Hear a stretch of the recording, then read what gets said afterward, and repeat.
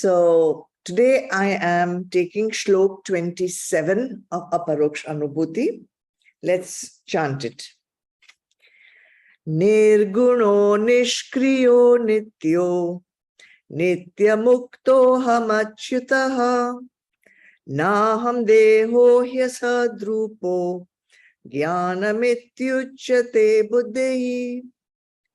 Sri Bhagwan Adi Shankaracharya writes, I am without any qualities and actionless, eternal and ever liberated.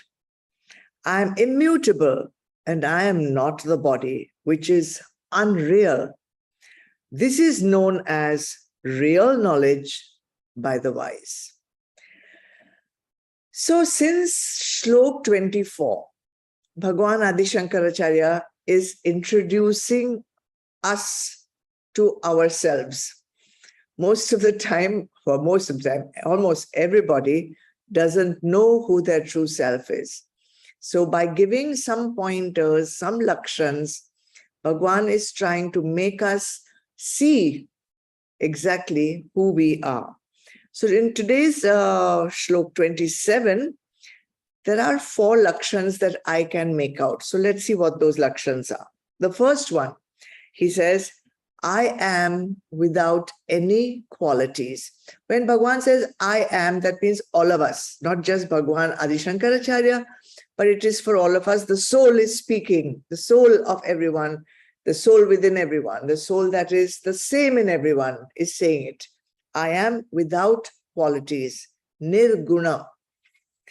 So what has qualities? Matter has qualities. And everything in the universe is made up of matter.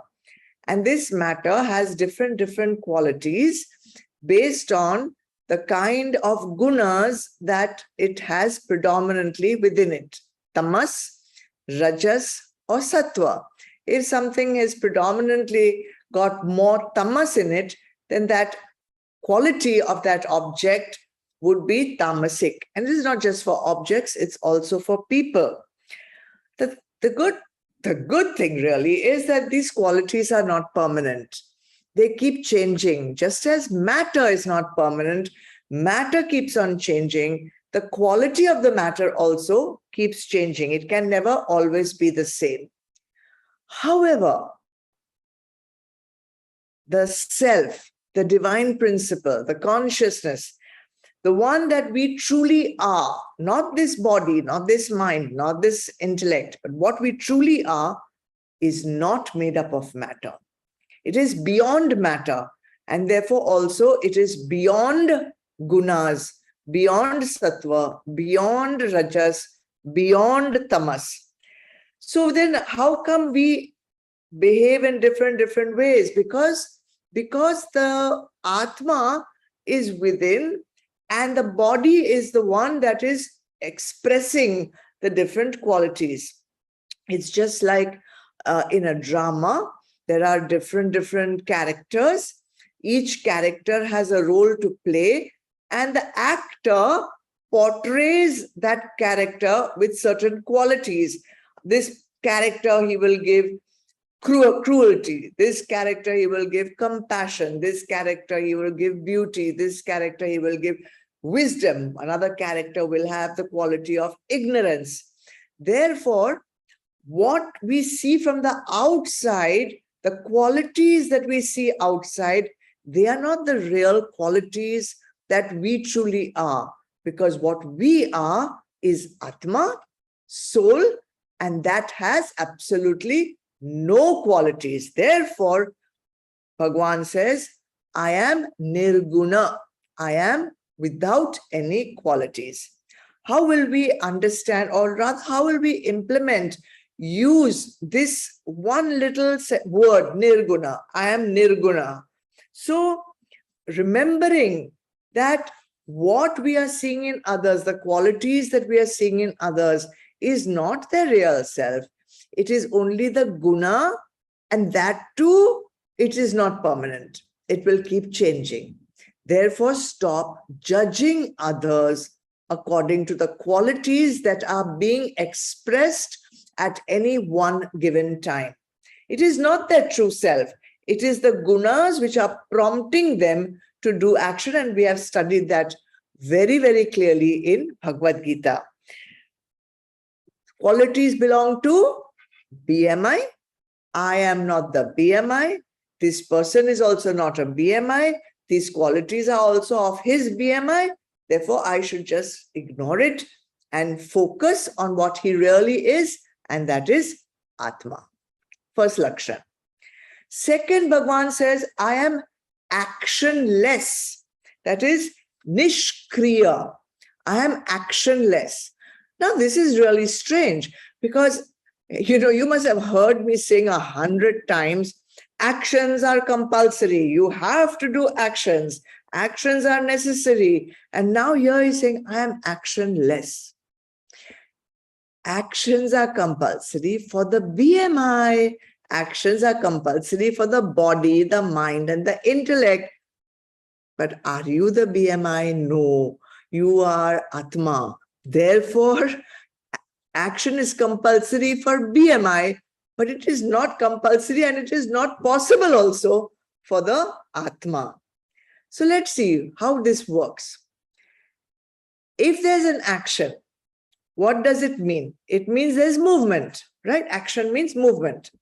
So it's a movement, it presupposes movement from point 1 in space. This is point 1, and it moves from point 1 in space to point 2 in space, correct?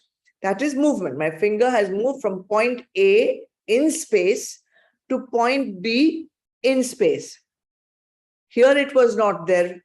Here it was there. Now it is here. Therefore, it has moved. So it needs space. It needs movement from point 1 to point B in space. But the Atma is all pervading.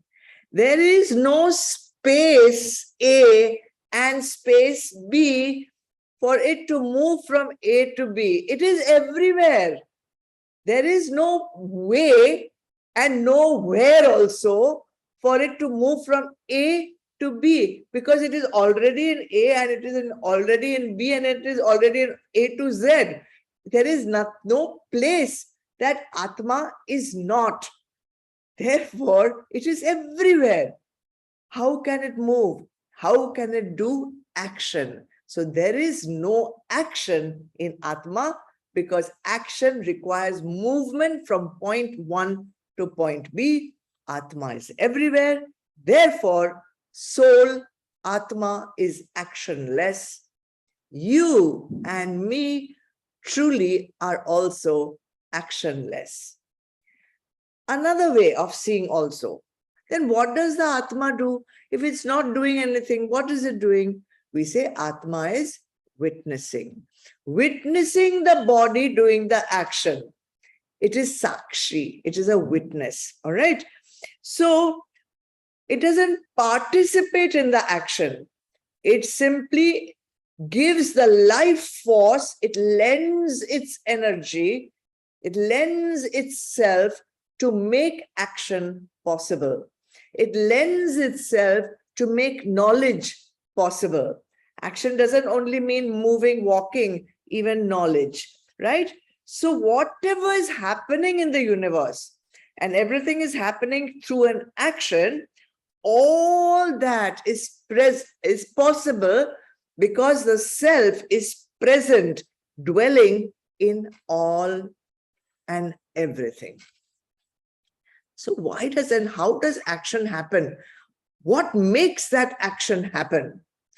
And it all starts with that one culprit called desire. When the desires are already there within us from lifetimes, so when that desire arises, it gives birth, let's say, to a thought. You think about it. The desire arises, you think about it. Now, if you keep dwelling on that thought, you will be attached to that thought. And once you'll get sufficiently attached, that means you can't stop thinking of it, you will take an action. Your organs of action will be prompted to do some movement to procure that which you thought of and which you desired. Now tell me, what does the self desire? Self has no desire. Self is complete. Self is already, self is already full of everything. There is nothing more that the self needs to do an action to go and get. Therefore, self is actionless. It has no desire, thought, organ of action, attachment, dwelling, nothing. It is just giving existence. That's all. So therefore, I, you, all of us, true sense, Atma, we are actionless. How can I use this sadhana in my life? Become a witness. Become a witness, because that's who you truly are. Become a witness of the action that is happening. Then work backwards. How did this action happen? Oh, because I couldn't stop getting attached to that thought. Oh, then witness that attachment. How did this attachment happen? I kept thinking of it. Witness the thought. How did that thought come? Because I had a desire. Witness the desire. That's the way you can go backwards and find out, who am I? I am that one who is desireless, actionless, qualityless. Any more pointers in this shloka? Yes, I have one more. It says, I am eternal, nitya. I am eternal. And this really, we have read umpteen shlokas in Bhagavad Gita, which tell us clearly, Bhagavan Krishna tells us the same thing as Adi Shankaracharya is saying here, that Atma is not born, Atma does not die, Atma is not destroyed.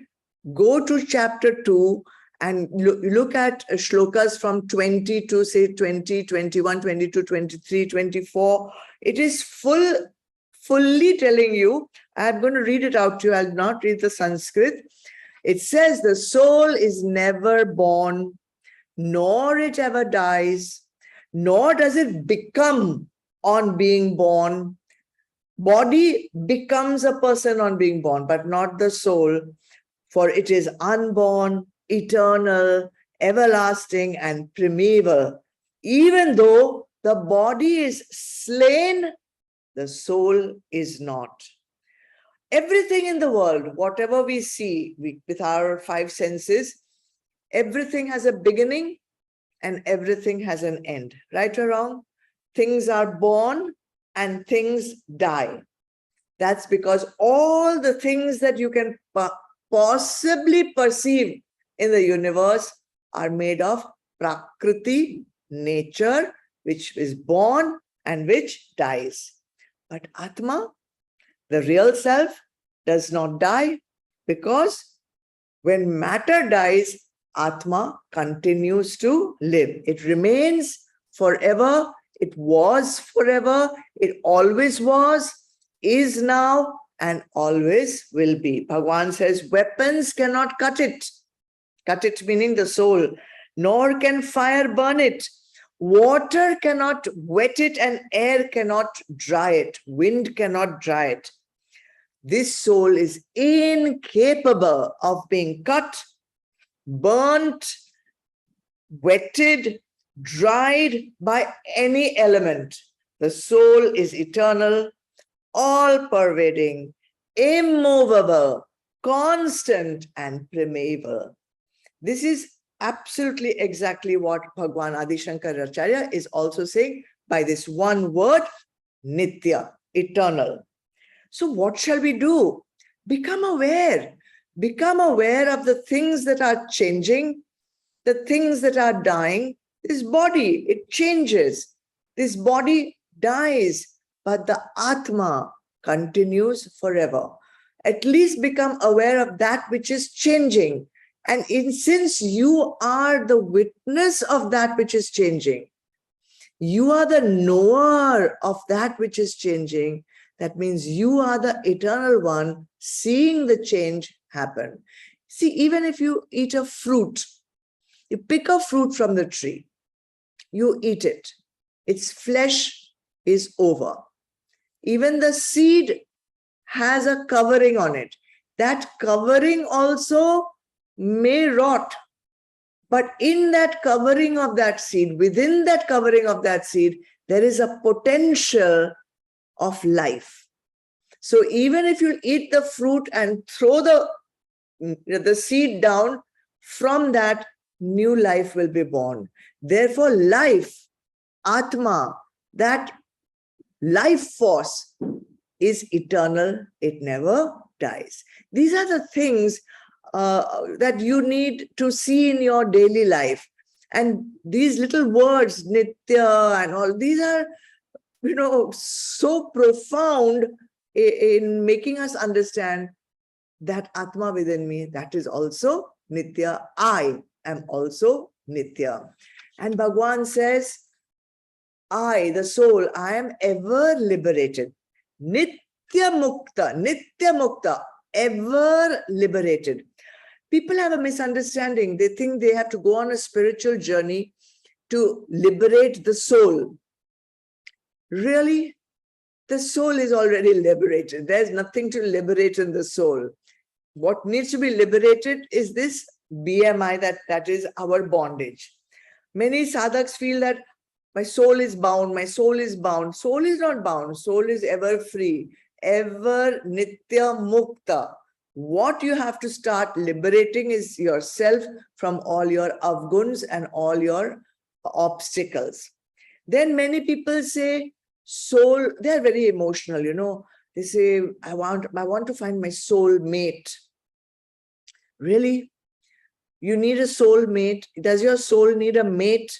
What kind of mate? Friend, brother, sister, spouse, husband, wife, best friend, girlfriend, boyfriend? Really? The soul doesn't have a soul mate, doesn't need a soul mate. There is no other mate for the soul, because there is only one soul, and that soul is within everyone. So it is ever liberated. It is not bound. It cannot be bound. It cannot be attached to a soul mate. Forget about that word. BMI can have a mate. You can say BMI mate, but stop using this word soulmate, because there is no such thing as soulmate. It is only one ekam, one, mukt, free. All right. How to apply this? Remember, you are one. This dress meaning this body, is covering me.